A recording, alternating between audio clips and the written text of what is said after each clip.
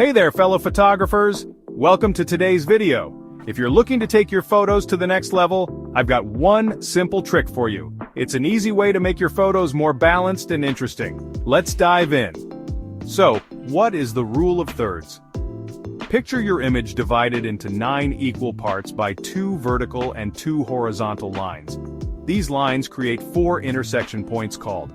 Placing your subject on or near these points can make your photo more natural and pleasing to the eye. But why does this work? When your subject is smack dab in the center, your photo can feel kind of flat or boring.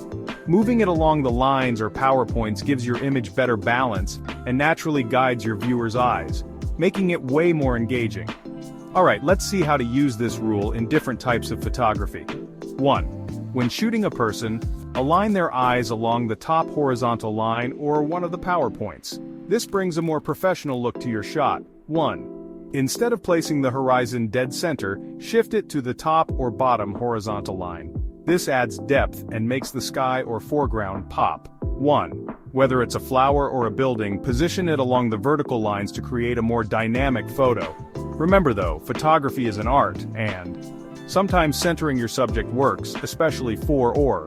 Once you get the rule of thirds down, you'll know when to use it and when to break it. Now you know how to use the.